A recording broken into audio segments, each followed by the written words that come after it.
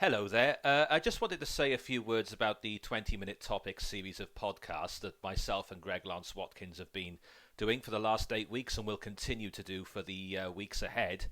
This week's podcast is particularly special because it's about Neville Chamberlain, and Greg tells us a very, very interesting story about when he was a young man. And he was a young army trainee at Sandhurst, and he was getting on a train to go home to Scotland to see his parents. And he somehow bumped into the former Prime Minister, Sir Alec Douglas-Home. And they got talking about military history and so forth, and the topic of Neville Chamberlain came up. We've all seen the footage of Chamberlain coming back from Munich, waving that piece of paper in his hand, peace in our time. And the conventional wisdom is that Chamberlain was duped by Hitler, and it was an act of appeasement. But Greg and Sir Alec Douglas-Home had a conversation, and the reality seemed completely different. Far from being duped or fooled by Hitler, Neville Chamberlain went from that airport where we made that speech, which is easily available on YouTube if you haven't seen it, though I'm guessing most people have.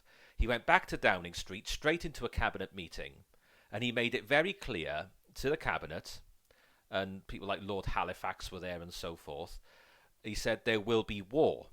But by doing this deal with Hitler, I have bought us vital time to rearm. Now, we talk about this in a lot of depth in the podcast, and I'd advise you all to listen because it's a fascinating piece of history. The late Christopher Booker wrote about it in his Sunday Telegraph column in January, and another great journalist, Peter Hitchens, also picked up on it around about that time.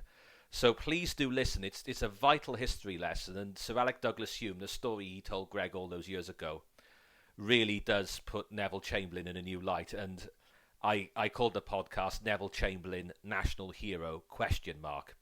I'll let you decide for yourselves whether you think he is a national hero, but for me, based on that, he was made to seem the fool at the time, well, within a year later when we went to war.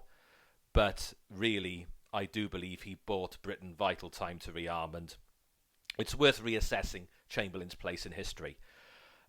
We've had some very good suggestions for topics for the weeks ahead, but I'd welcome your suggestions as well. So please do send me a tweet, send me an email, whatever, with ideas for future editions of 20-Minute Topic. But I just want to say thank you for all the feedback, and thank you very much for listening. And yeah, please keep listening. We're going to have a lot more fun, and a lot more fascinating topics are going to be discussed in the weeks ahead.